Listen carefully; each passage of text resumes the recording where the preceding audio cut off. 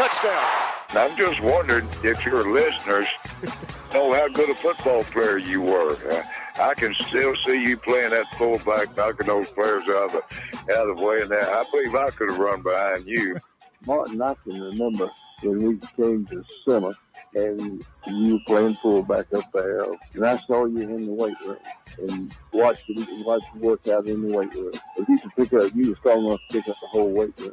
I wanted to fix it, and I run it back coach didn't take it.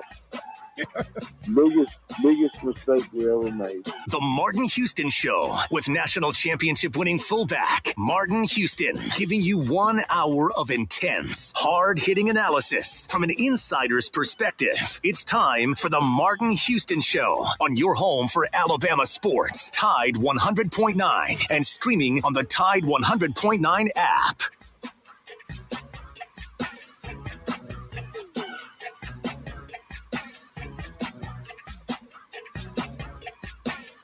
Welcome to this Monday edition of the Martin Houston Show. I am Xavier Houston, and we do have Martin with us today as always. As we get ready to kick off this Monday, we will be doing a weekend recap. Alabama's big, ugly win over South Florida this weekend. We'll also be looking at the good, the bad, the ugly. We have Kennington Smith III joining us in the second quarter, as always. Give us your opinions. Give us your thoughts on the game this weekend. Give us your good, bad, the ugly. Man, but you can join us on the Empowerment Solutions hotline at 205-342-9904 and let us know how you feel about Alabama's performance. Kick it over to you, Mark. Good morning. Welcome into the Martin Houston Show with Martin and Xavier, powered by Box Eye Care. We're live, local, and got things rolling. And as Zach said, you're always welcome to join us on the Empowerment Strategies and Solutions hotline. Empowerment Strategies and Solutions. We speak, we train, and we coach. We'd like to speak to you this morning, 205-342-9904. Or for those of you who join on the live stream, we encourage you to put your reactions in the comments. And once again, the phone lines, the topics that we're going to hit today is the good to bad. Can't say the mistake, got to say the ugly this week. We'll talk Wisconsin, Camp Randall, around the SEC/the nation, some movements in the AP Top 25 poll, or as I renamed it yesterday, the AP SEC Top 25 poll. As the got a feedback there. Yeah. So, but as we look at it, man, it was a crazy weekend. But we'll break it down. And I sent out on my post crimson colored glasses. We could have been some of the other schools who did not get the dub, despite how bad we played. So we'll break down all of that. We'll add Kennington to the conversation, but we want to thank you for joining us this morning. Remember that this is the day that the Lord has made. So let's rejoice, be glad in it. Take some time today to notice someone, love someone, serve someone. Be the difference you want to see in the world today. Let's get to it, Ax. Yeah, so Alabama, as I like to call it, big, ugly win, 42-16. But if you watch the game, it definitely didn't feel like it didn't feel, and it wasn't a 42-16 win with some of the struggles Alabama had along the way. Offensive line play, pressures, penalties, mental mistakes. It looked like a repeat of South Florida last year. Okay, so with that thought, X, you just said something. You said it looked like a repeat of last year, and I said on Friday that sometimes, has there ever been a game where you won where you felt like you lost, and everybody was saying no. Last year, South Florida, we felt like you lost. Well, as you watch that game, you kind of have a similar. You don't feel like you got beat this game per se, but it's still weird how we feel this morning, right? Right. It's like, but here's the question I have. And X, did we underestimate South Florida? That's one question to answer. South Florida returned 19 starters. And I talk about experience and age being so important. They had 19 starters, filled in a few spots with transfers. And I think this is one of those where a coach knows that if he can get this game, it changes his profile. So did they also spend a lot of time game planning for Alabama? So that's a huge question. And then X, you have to go, yeah, but we still, even though it felt bad, it was because of our expectation. The reality of it is we scored 59 points, had 2 touchdowns called back, had 1 come off the board, and we still, we had 2 come off the board, 1 at the goal line. The reality of it is we should have gotten 63 because even the penalties were questionable at times that brought it off. So I guess my question to you, X, is even though it was ugly and all of that, does this also speak to this team being significantly better than last year's team at this point because of how bad we played and we still, ended up with the blowout win? And we got a couple callers to get to. Yeah, I think that this team at the end of the day is better, and I think this team's resolve. You talk about it being 14-13 at the end of the third quarter with 10 minutes to go. It was still 14-13, and you rack off 28 points in the final 10 minutes of this ball game. It man, it was frustrating to watch this. And some of those holding calls were ticky tack. Some of them were deserved, and that's what's kind of frustrating about it. But Alabama's the defense played great. Kept USF from taking advantage of some short fields or forcing field goals on short fields. And then once the offense finally clicked, we rolled. And so, yeah, it is kind of frustrating at the end of the day. But I do think this team is better with the way that they were able to finish, because last year it was 17-13. With as ugly as we played Saturday, we scored 42 points. And you can see 21 points that should be on the board. You can see 3 turnovers in like successive drives and all of that. And last year you really can't go back to anything except for they whooped us. And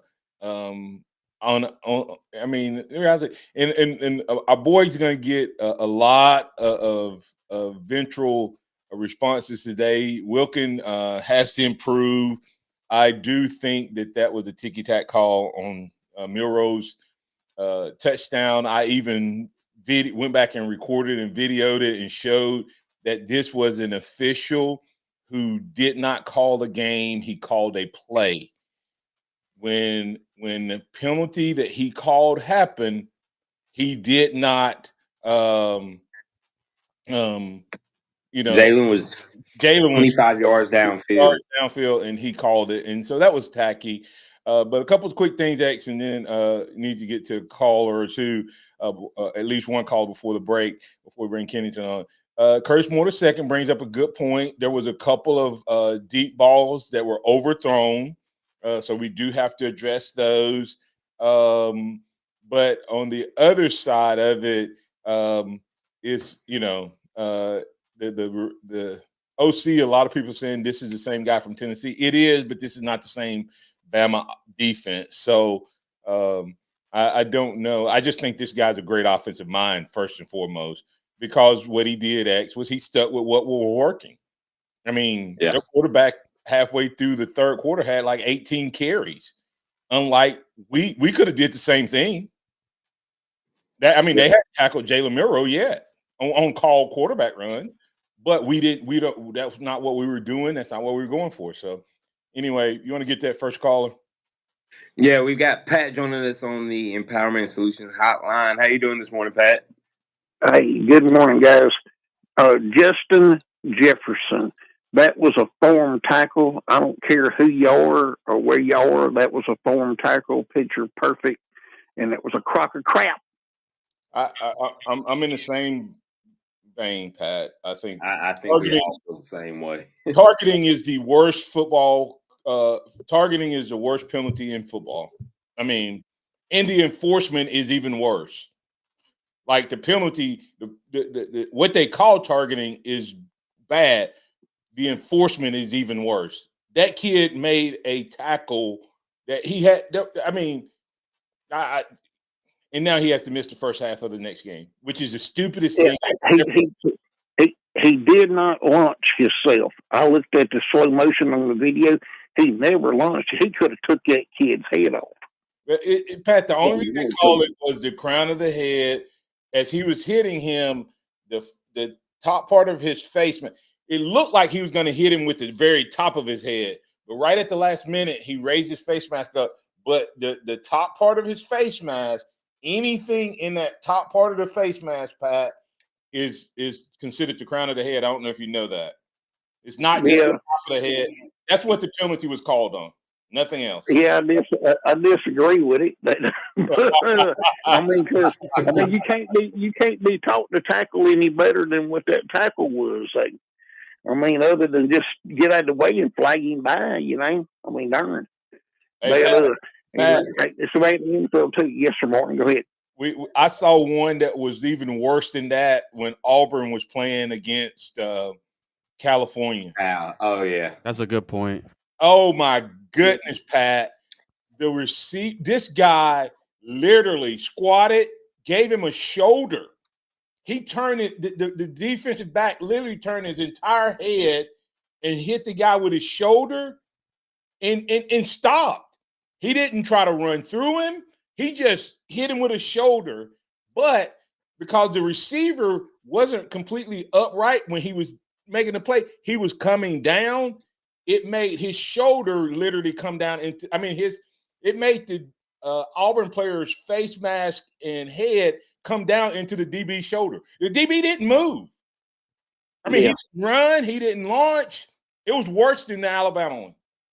Yeah. Does anybody know to what extent our punt returner's arm is hurt? Is it broke? I don't. I haven't heard, but I haven't seen anything. It was either broke or dislocated elbow. I'm not sure which one. That's what I think. I don't. That's Martin. Yeah. Assessment. Thanks, Pat. Right. Go ahead, Martin. You didn't get your yards right, but you may have had your targets right, man. We appreciate you on Ryan Williams. All right, man. Hey, Ryan Williams was held every play, Martin Houston. He would have made what I said. Hey, Pat, I hate to. Yeah. I don't hate to agree with you. I will say this, Pat, as we get to break. Had Jalen had a little bit more time, he would have did what you said, because we missed him on a couple of deep balls, and I think it was all because Milroe's timing was thrown off because of the pass rush. Oh yeah, like I said, but the biggest thing is he was being held.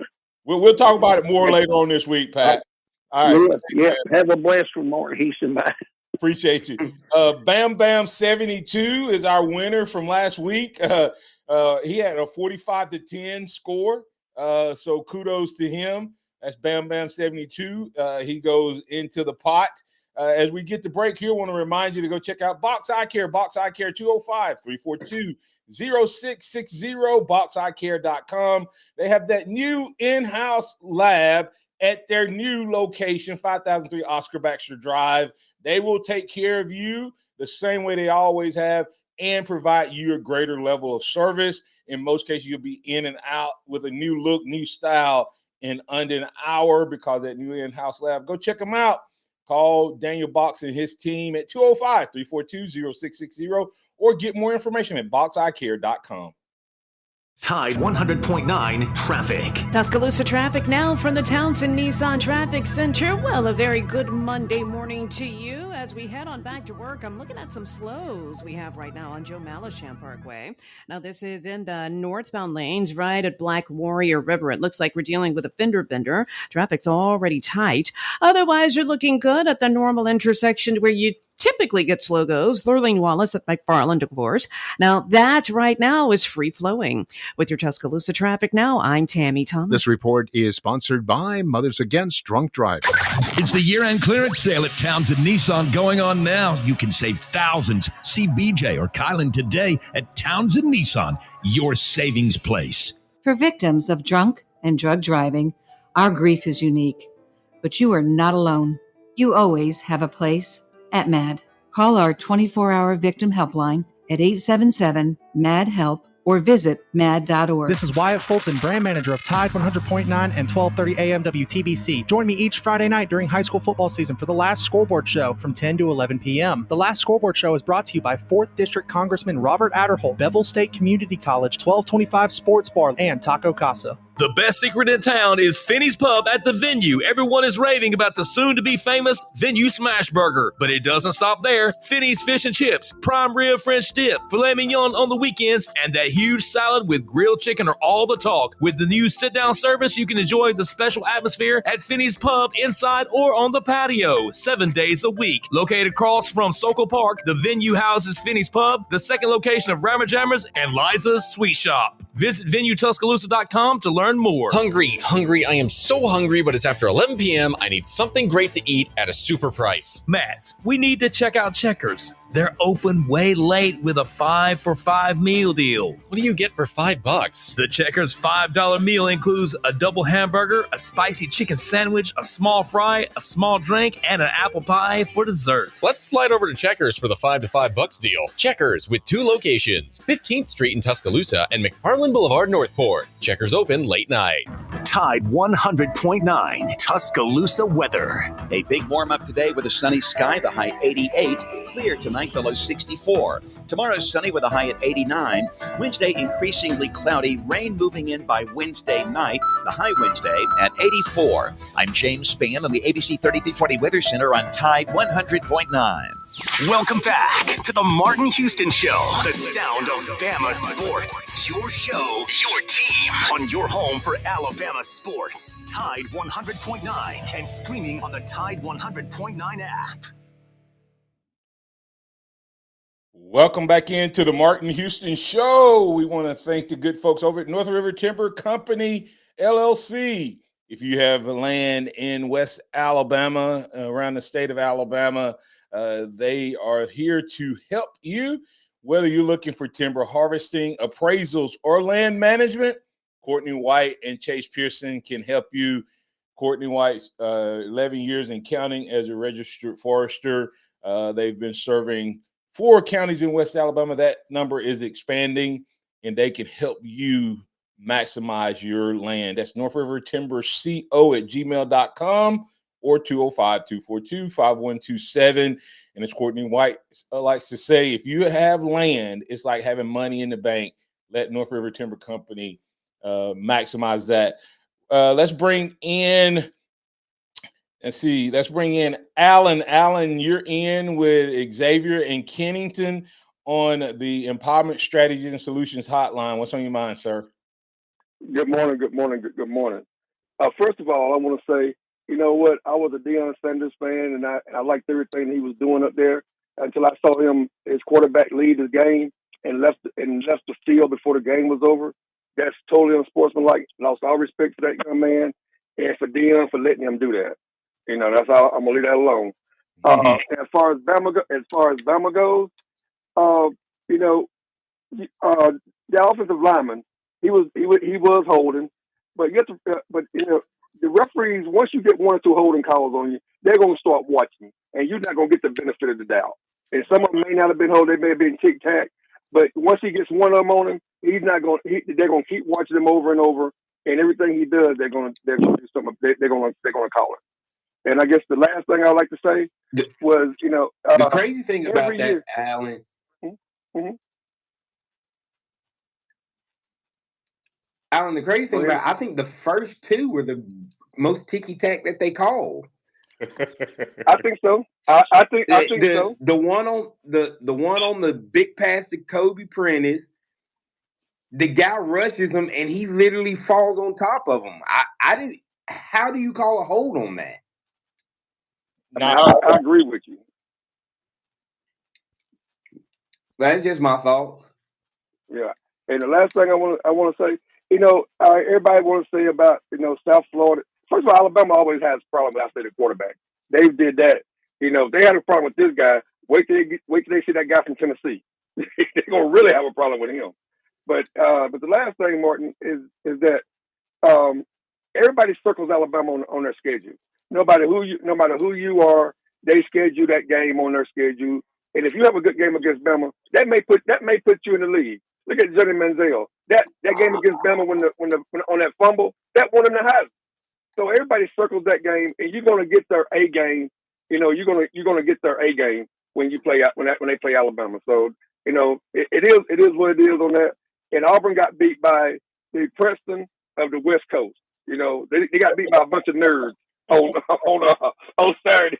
So yeah, be proud of that, Auburn. Y'all got beat by a bunch of nerds and a bunch of smart kids. So hey, y'all have a good day, and I'll see y'all later. Hey, have a good one, Alan. Kennington Smith of The Athletic is joining us now. How you doing this morning, sir? I'm good. How are y'all? Doing good. Kennington, real quick, before we get some more callers, what were your thoughts on Saturday? The way Alabama performed, the start, the finish, the whole nine. Yeah, I think obviously it wasn't a very buttoned up performance for the first 3.5 quarters, but I think the first takeaway that I have is, first and foremost, it's just good if you're an Alabama fan that you got the win by such a wide margin. I think it's easy to get caught up in the fact that it wasn't the greatest performance. But when you look around the country and you think about the fact that Notre Dame actually lost to Northern Illinois and Auburn lost as a double-digit favorite and Kentucky lost as a double-digit favorite and Oregon is scraping by with Idaho and Boise State as a 20-point favorite, it could be a lot worse than winning by 26 points. So it was, honestly, it wasn't the greatest, but you won by almost 30. So winning is always going to be better than losing. I think everything was pretty much kind of started and ended with the offensive line. I think, obviously it was a tough day for Wilkin Formby. Wouldn't sell my Wilkin Formby stock. It was a tough day, but Alabama's going to need him the rest of the way this season. They're going to need him going into the future, so it's going to be really key for, I think, the program to kind of put their arms around him and keep him uplifted because they have another big game this weekend. But I promise you, Wilkin Formby did not play worse than Caden Proctor did last year. Right, exactly. It's like this isn't a new thing that Alabama has gone through. I think just kind of the way that the game was called and the penalties, it just kind of put an extra emphasis on it. But Alabama's seen freshman tackles struggle in the past, so tough game for him. But I think he'll be able to bounce back. I thought the defense situationally was excellent on Saturday. There were times where they could have tackled better or fit their run gaps better, but held South Florida to 18 on third down, 3 field goals in the red zone. Wish they would have got a turnover, but you can't say too much about what the defense did. So, they played what? Alabama played what, a C game at best? Yeah, won by 30. So, yeah. And the other part I would say about defense is the only reason we're saying, the only reason there's concern is the way the offense played. I said get 13 points. Okay. They only got 16 with 3 turnovers to start the second half. They had short fields, And I will add in X and Kennington that they had one. They were a one-trick pony. Okay, they had a quarterback, and I know what Alan said about Tennessee. That's not the Tennessee guy's game. That's that quarterback's game. And I'm gonna tell you, nobody's talking about this, X, and I'll toss it back to you, and then you can take it from there. Nobody's talking about it. Do you understand that they were running 3 plays, almost 4 plays a minute? You guys don't know this. I know it seemed fast at the game. You know what they were averaging running their plays at the beginning of the game and throughout? Every 15.5 real seconds. Let that sink in for a second. They were running a play, not every 15 seconds on the play clock, every 15.5 seconds of real time, they were snapping. And Alabama was not, this is what gets me hyped. They were not out of position in terms of alignment, I don't think, at all. That's wow. Yeah, that's impressive. I didn't realize how. I knew they were moving fast, but I didn't realize they were moving that fast. That's quick turnaround, and the fact that our defense held up through that, it says a lot about the conditioning and the coaching of this team. The conditioning, the coaching, and the execution at the end of the day to be able to get back on top of things that fast, especially when you know Alabama has a lot of calls and adjustments that they like to make. And I'll throw this out in Kennington, and I'll get your thoughts real quick. Do you know what one of the things he does? This is an old Gus Malzahn high school thing. They went deep, and then they come back and go deep again, but they substitute the wide receiver. Yeah, that was the sequence with Xavier Brown where they went at him 2 times. Where they went at him 2 times in a row. That is probably my other takeaway. Is sometimes it's better to be lucky than good, because if Byron Brown had any type of accuracy, Bama probably would have lost by a couple of scores. Honestly, like there were about 30 points they left on the field in wide open passes. So I think that Bama secondary did show a little bit of vulnerability in that regard, but they weren't. South Carolina wasn't able to make them pay, so you get the win and you move on. Yeah, and I think that changes things too if they score. And I think I think they had 4 deep balls. I don't know necessarily. I think a couple of them were on the same drives, though, Kennington, if that makes sense. Yeah. But the other team. They went after Red Morgan twice in a row, too. Yep, they went at Red twice. They went at Xavier twice, and they went at Jackson. I mean, but it's brilliant. You have to be able to execute that, though. You see what I'm saying? Like, you have to be able to execute for that to work. And this guy, Golish, let's give him his props, man. The guy can flat out coach offense, and their defense wasn't bad. So, Tennessee OC. Yeah. So, all right, X, let's get the break here. And when we come back, X, let's get straight to these callers that's been patiently waiting. We'll get them in with you in Kennington, and I'll let you guys run it from there. As we get the break here, Dixie Battery Supply. Go check them out. They buy junk batteries. Find the commercial batteries you're after. Go to DixieBatterySupply.com. You can check out the different brands there. Click battery brands, products, accessories across the headline there. But most of all, remember, you can power up any device and never feel powerless again. When you visit Dixie Battery Supply, you can count on finding every kind of battery you need, including a reconditioned battery starting at $39.99 plus tax with exchange. Try getting rid of those old batteries. No more juice left. Then you need to check out Dixie Battery Supply, 205-758-9190. That's DixieBatterySupply.com. Tide 100.9 traffic. Tuscaloosa traffic now from the Townsend Nissan Traffic Center. Well, a very good Monday morning to you. As we head on back to work, I'm looking at some slows we have right now on Joe Malisham Parkway. Now, this is in the northbound lanes right at Black Warrior River. It looks like we're dealing with a fender bender. Traffic's already tight. Otherwise, you're looking good at the normal intersection where you typically get slow goes. Lurleen Wallace at McFarland, of course.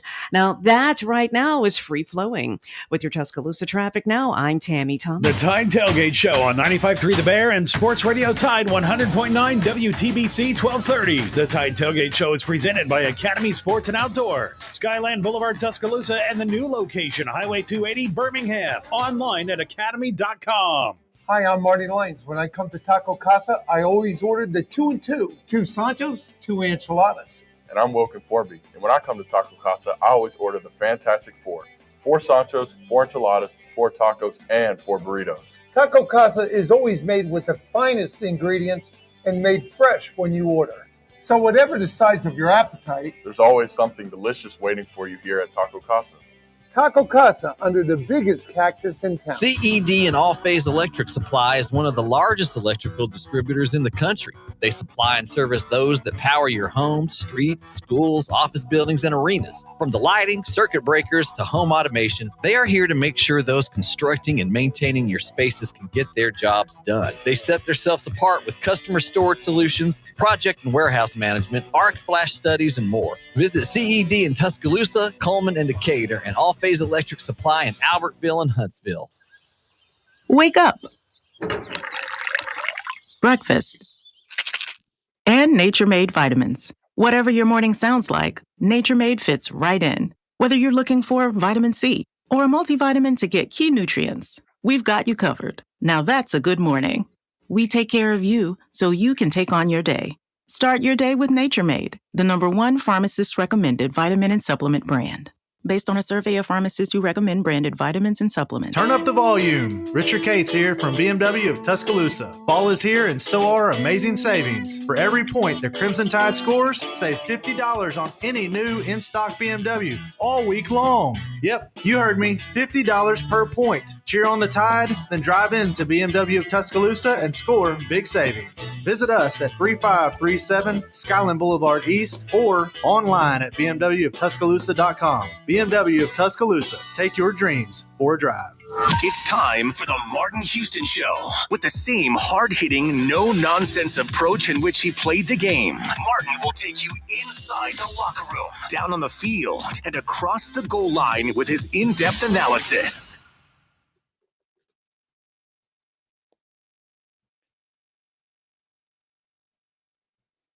Welcome back into the Martin Houston Show with Martin and Xavier. We want to thank you for getting up and at 'em with us on this beautiful morning. I want to thank the fine folks over at the Pharmacy at Midtown. The Pharmacy at Midtown, they take care of us on our Free-for-All Friday. Go check them out at PharmacyMidtown.com. That's TJ and his team. More than your regular pharmacy. Go check them out. We'll tell you more about them. That's the Pharmacy at Midtown. X, take it away. All right, as we get ready to kick off this second half, we're going to go ahead and hop to the phone. We've got J-Rob joining us. Good morning, J-Rob. Thank you for holding. Good morning, everybody. Hope everybody's doing well. Doing good. Can't complain. As always, Martin has a way of making me feel better than I did when I started to listen to the show. He always does. I mean, I come out of the game disappointed, mad, confused, all those emotions, and I'm trying to come to grips with it. And Martin helps me. Thank you, Martin. Yeah, you're welcome. But some of the things I did think about, that offensive line, it was people all playing out of position all over the offensive line. Booker's over at left tackle. We had a new guy in the middle. Then we had Bill Conformi had a terrible game. I hate it. But, they finally got it figured out at the end of the game, and they got Elijah Pritchett over there on the right side, and I think we had it figured out and did better. But that long pass that y'all were talking about, that the guy had to be accurate on, I think he had some pressure that made him miss, didn't he? He did.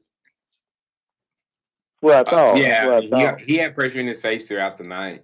We finally got to him late in the game. Well, the good we won the game. We had a decisive blowout victory. 19 returning starters they had were tough. I mean, they were very physical. They were a formidable opponent, I promise you. The bad was, the offensive line play. I mean, Milrose running for his life a lot.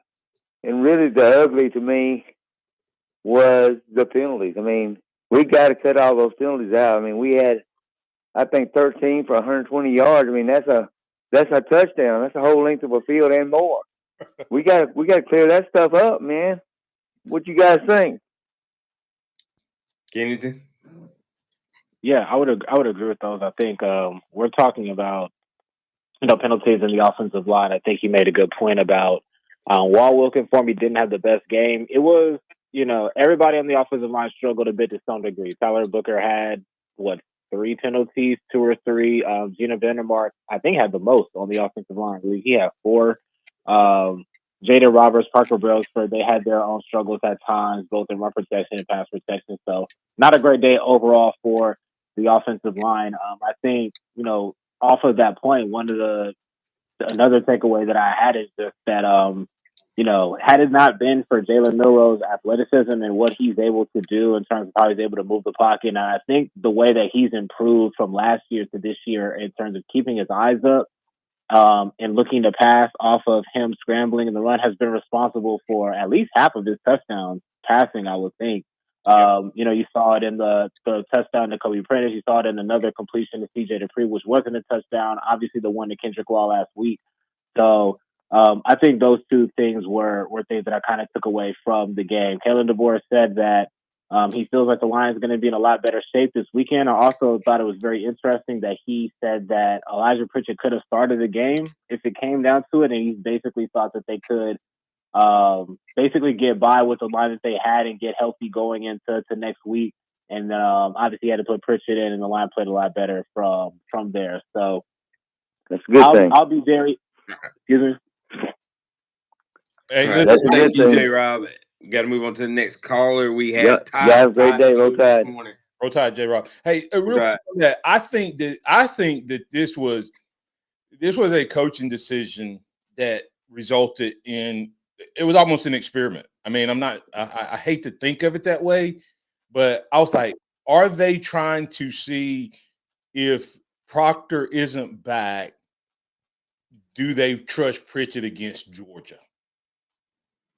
And if not, they were trying to find a combination that makes them better. That's what I think. So, and it did. I think it so messed up the chemistry of this offensive line that it kind of precipitated. The run game up the middle was non-existent. I think you put Booker back in there in the run game in the middle. The run game helps other things in the offense, and we did not have that element Saturday. And I think it's 100% because Booker was out of position. So. Yeah, I agree. I agree there. Did not particularly enjoy the experiment with him at left tackle for as good as he is. I mean, getting those same reps at left tackle is different than in practice, and it's different than what he's been doing record-wise trying to prepare for that. And you saw the effects of that. I think definitely he's more needed on the interior. We're talking about pulling, what they can do between the tackles. And then I think if it's a matter of trust, even in the limited snaps, I feel like Elijah Pritchett earned a great amount of trust on Saturday. So it'll be interesting to see how they play it against Wisconsin. Yeah, I think it will be too. We're going to get back to the Empowerment Strategies and Solutions Hotline. We've got Todd. Todd, how you doing this morning? Hey, good morning, X. Thank you for taking my call, man.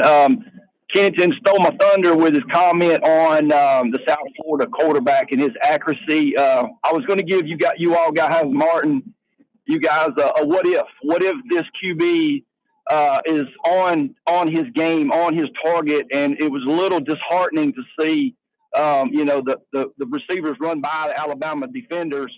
And then you have, reports of Alabama players throwing their helmets in their frustration. And my main man, Milroe, keeping the cool head through the whole thing, that's a positive note. But what if he was on target with those bombs that he was dropping, even though a few of them could have been on the same drive? But you get this guy on target, a few more touchdowns with frustration on the sidelines. I think we're talking about a really close game. Maybe Alabama pulls it out. Maybe they lose. But and this, I'm sorry, I'm jumping back in here, X. But there's a lot of what ifs. What if we don't lose 3 fumbles? What if we don't give them short fields? What if we hit those same pass plays? What if the officials call a couple of those pass interferences on Ryan Williams? What if, you see what I'm saying? Like yes, that could have changed the complexity, but having played the game, sometimes you play up to or down to based on what's happening around you. And one thing I've seen from Jalen Milroe, crunch time, the dude is clutch. And I think had the game flowed differently, maybe he and that offense plays differently. I don't know. You got anything else for us, Todd? No, that's it, man. Just we got a lot to clean. Bama's got a lot to clean up, man. Playing a formidable opponent, and they are going to face quarterbacks with a whole lot better accuracy. Now you got to give that kid his props, man. He ran that rock hard, buddy. I mean, I would love to see him in live with that 230 pounds running down the field the way he was running. Yeah, it's a thing to behold.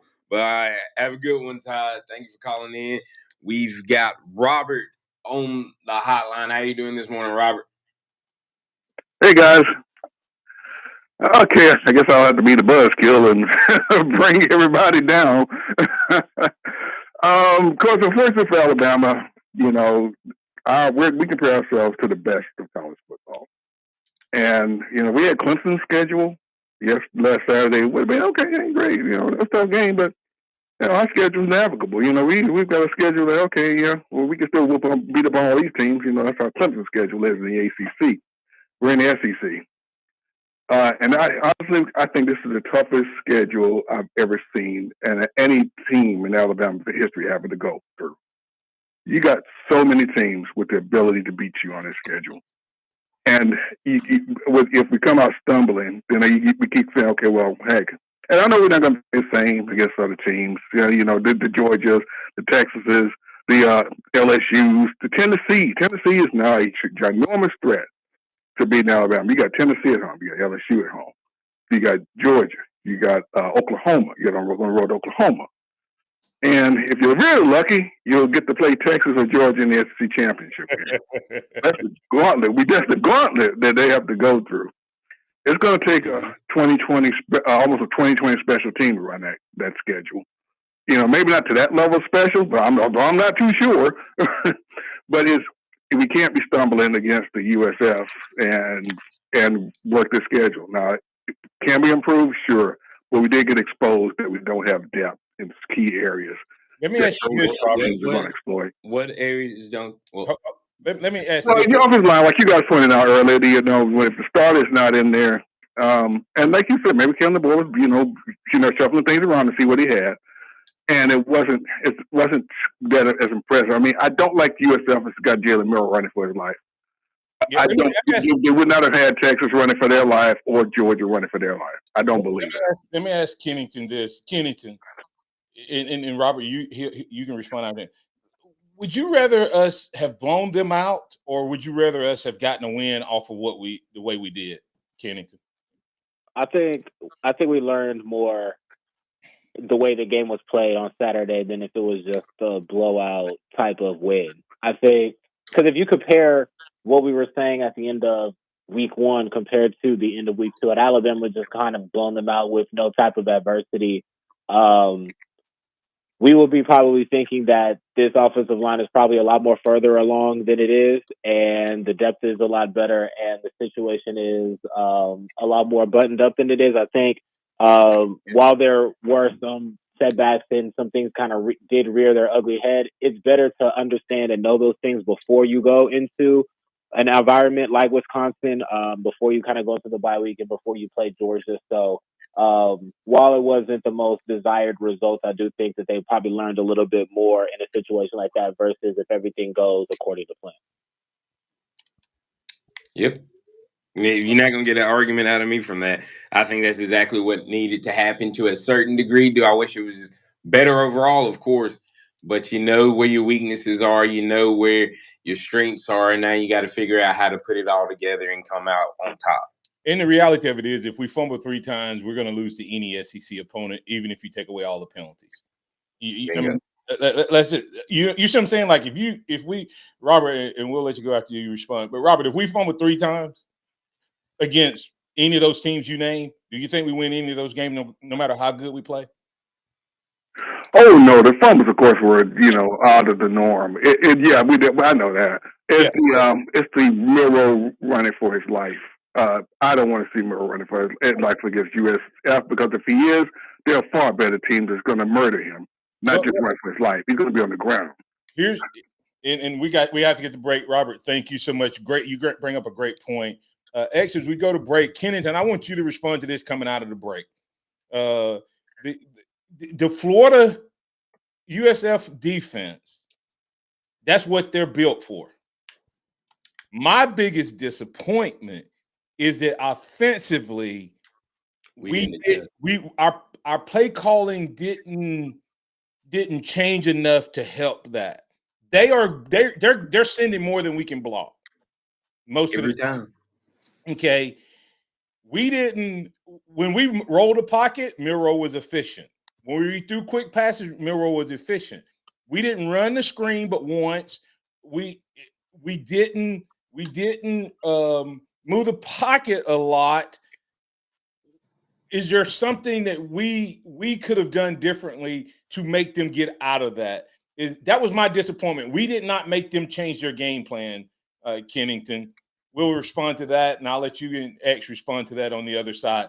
Well, thank you for being part of the program as we get to break here. Hey, go check out the Legacy Collection at athletesthread.com/collections/Martin-Houston.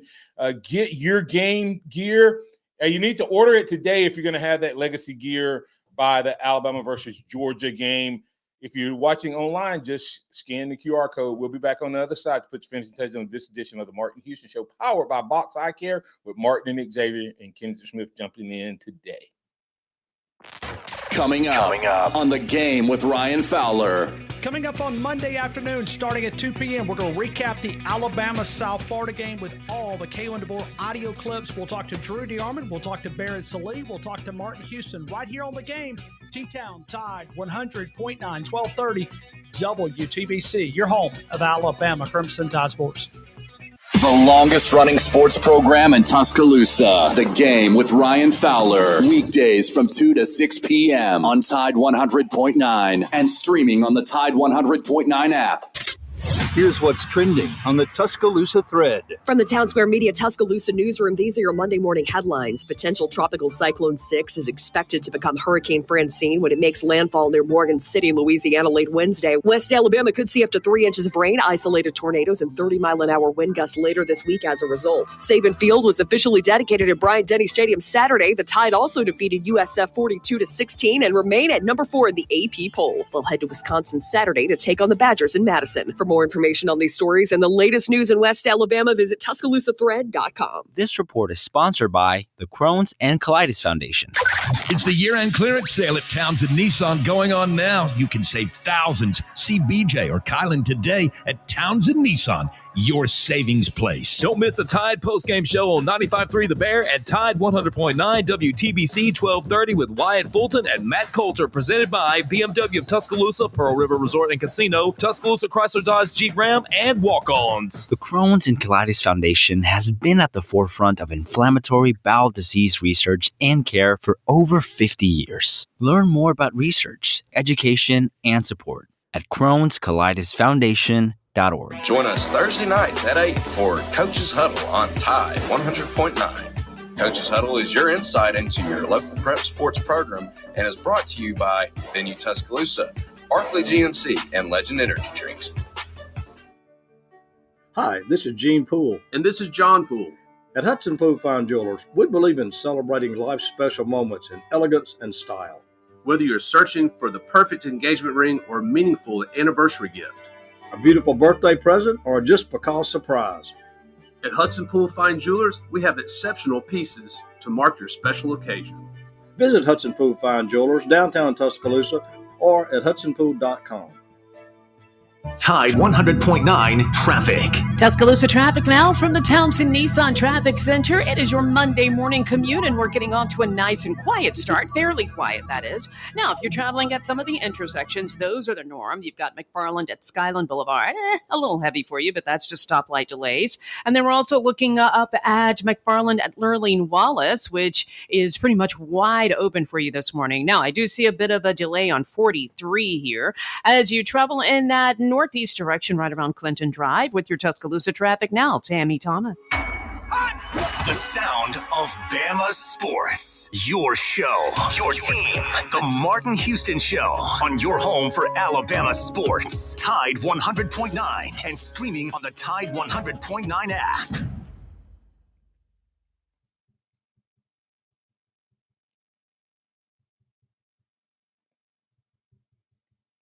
Martin Houston Show with Martin and Xavier. As we get ready to kick off the fourth quarter, we have the Harvest Church 2-minute warning. We have one more caller we're going to get to today. Tommy, how you doing this morning, Tommy? Doing great. How y'all doing, guys? Doing good. Can't complain. Well, I give the defense a B and the offense a C minus. So it come out to a grade of a C most likely. I think we just had a growing pain Saturday night, and with all that young talent on the offensive line and moving players around, I think we really got out of sync. I mean, it just looked like we was not a unified unit playing together. And I've never been complaining about official, but I think they could call it a lot better on both ways. I'm like, they call Alabama for holding on this. I saw some of that thing on South Florida. I mean, I'm like, how can he miss that? This guy is hooking a nose tackle right in.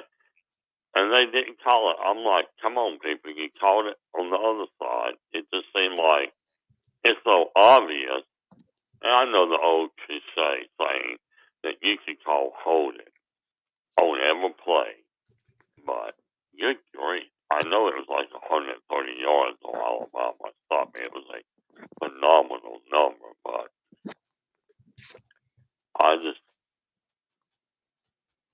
that what really bothered me, the turnovers and the penalties.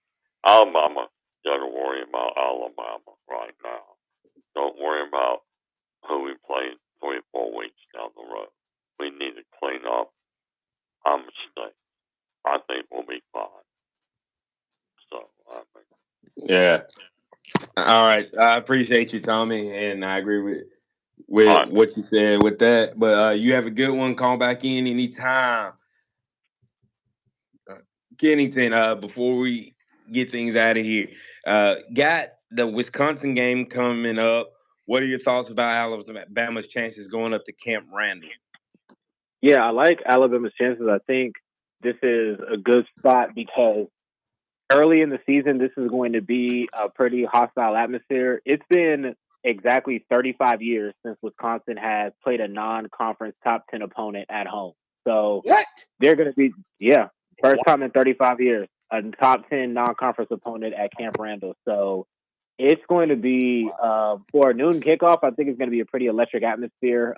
They're going to, give their all in trying to get arguably probably the biggest non-conference win in program history. So the previous caller said everybody's going to give Alabama their best shot. This is a chance for literally one of the biggest wins in program history. So huge target on Alabama's back. I think that it's a great opportunity for the team to embrace that, go into a tough atmosphere, and rectify some of the mistakes from last week. So fascinated by this game. I like Alabama, but it's going to be a spot to where if they come out and play the same way that they did against South Florida, that they do against Wisconsin, with a heightened level of talent on the other side, that's when a potential loss situation can come into play.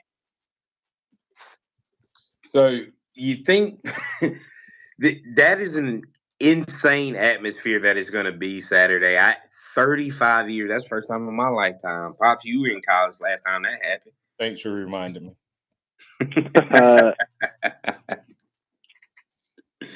But no, that's one of those 35 years top 10 non-conference opponent, man. Don't they do like a whiteout type thing as well?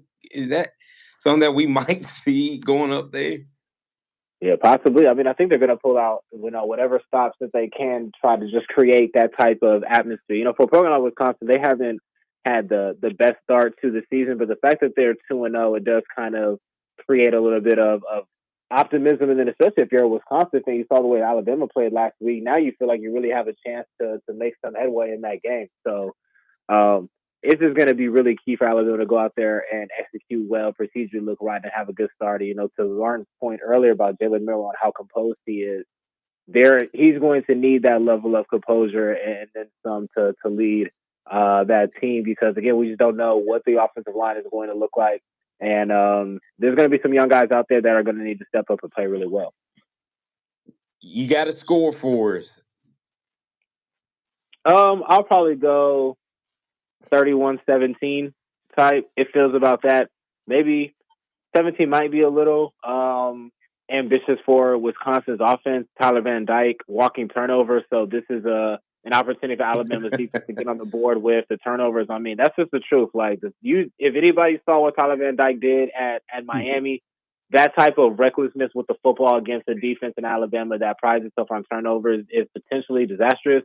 But I have to see that the pass defense kind of show me that after leaving some turnovers on the field and getting beat a little bit last week and missing some turnovers in the week before. But it feels like a 31-17 game. I don't think Alabama will be in any trouble if they go out there and execute the way they should and cut down the penalties.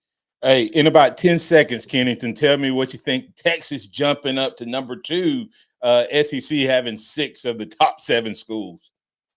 Yeah, Texas handled their business. Shout out to them. I think, the SEC is going to be a really tough conference this year. It hasn't been the greatest in the non-conference so far, but you're seeing the big teams win the big games. That's kind of what you want to see. All right. Hey, that's Kennington Smith III. I know Kennington has some great stuff coming up. Kennington, tell them where they can find you, sir. Yeah, on Twitter /X at skinny Kenny _ SKINNYKENNY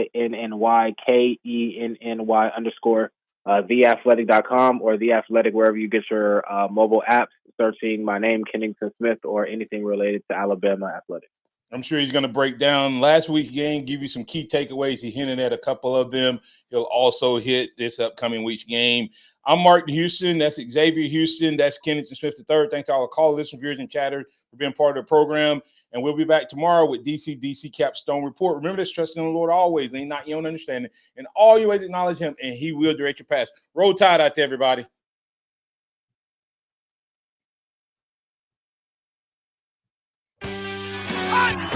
Thank you for listening to the Martin Houston Show on your home for Alabama sports. Tide 100.9 and streaming on the Tide 100.